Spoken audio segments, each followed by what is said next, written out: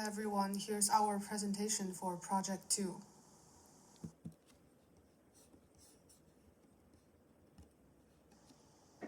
Okay, so for the business insights presentation, let's first talk about who is our client and why did they ask us to analyze this data set.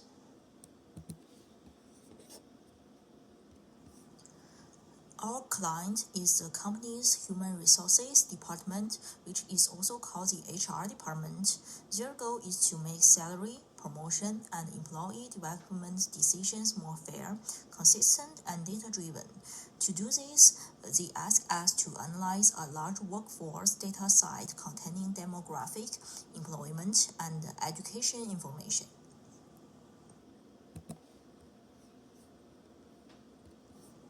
Okay, so why did they ask us to analyze the dataset?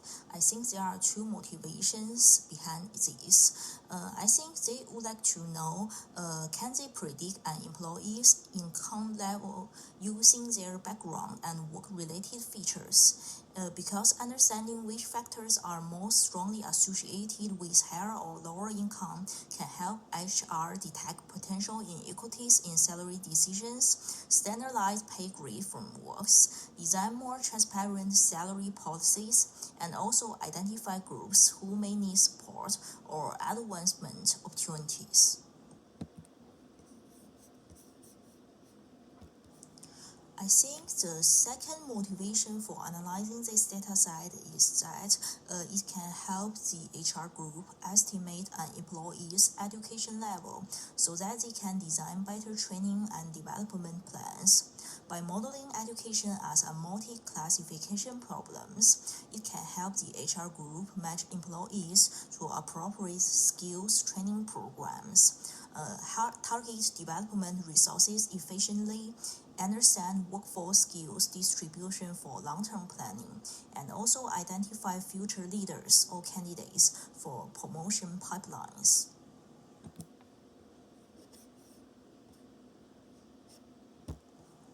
And more importantly, why did the HR group ask us to analyze this? I think it's because this matters for the HR group.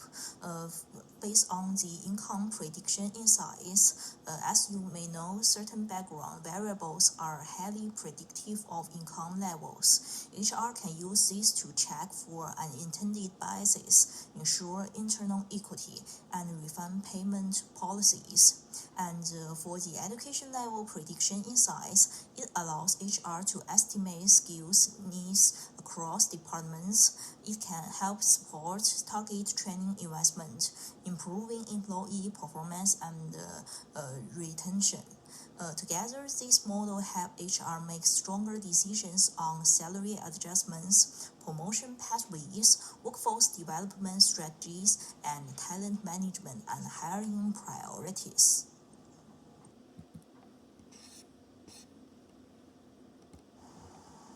On this slide, I'm introducing the recommended actions based on our models and what HR should do next.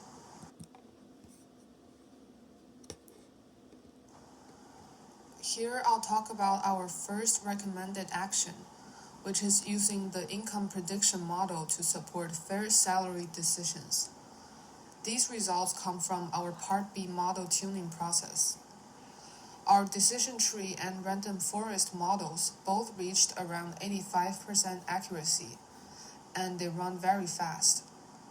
Because the accuracy is stable, HR can use these predictions to flag employees who may be underpaid compared to others with similar backgrounds.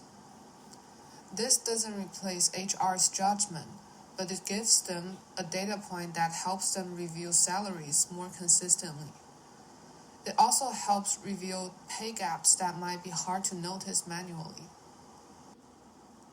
If HR uses this model, the expected results are more transparent and fair salary reviews, better employee retention, and reduced bias in compensation decisions.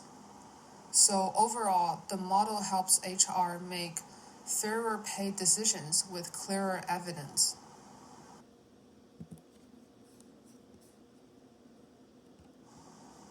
Next, we recommend using the education prediction model to support training and development planning. This also comes from the Part B results.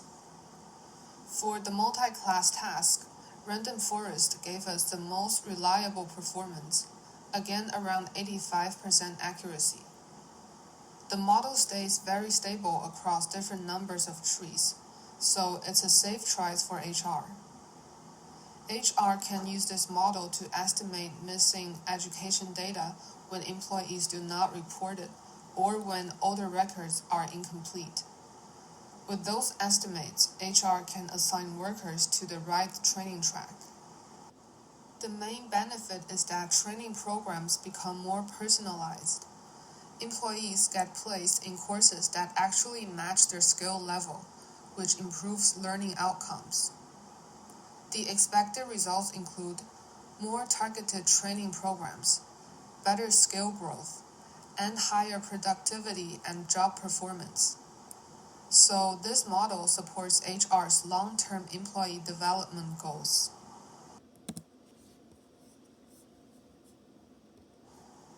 Finally, here is the overall impact of using both models together. Income prediction helps HR identify possible unfair pay, and education prediction helps HR design better training plans. When we combine the two, HR gets a more complete picture of each employee, both their likely income level and their likely education level. Our final recommendation is to start with a small pilot. HR can first apply these models to one department, evaluate the results, and then expand if it works well. Using both models leads to fairer pay, better training, higher retention, and improved employee productivity. So overall, the models give HR data-driven support for decisions about pay, promotion, and employee development. Before building any models, we realized the dataset has 104 hot model encoded features, which was too high dimensional.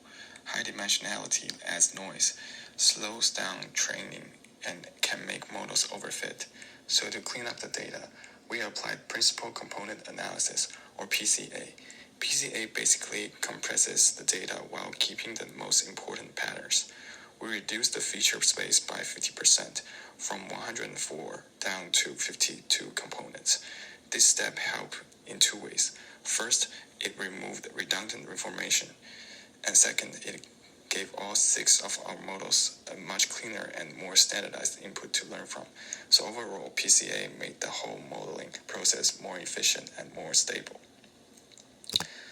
After preparing the data, we benchmarked 6 different algorithms: KNN decision tree, random forest, artificial neural network, naive Bayes, and SVM.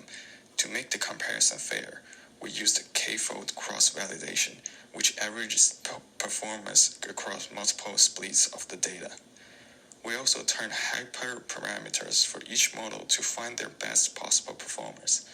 The plot on the right shows an example where we tuned naive Bayes smoothing and found the peak accuracy. The goal of this entire process was to make sure that when HR uses our predictions, the results are not random, they're reliable, consistent, and backed by proper model validation. Once we optimized the models, we compared them using 2 practical metrics: accuracy and prediction speed. This scatter plot shows where each model fell. The green box highlights the optimal zone, where models are both accurate and efficient. Models like decision tree, AAN, and random forest perform well. They achieved strong accuracy while staying fast enough for real HR workflows. SVM, although accurate, was much slower, and naive Bayes was fast but less accurate. This comparison helped us identify which models give HR the best balance between performance and real-world usability. It also supports our final recommendations about which models HR should rely on moving forward.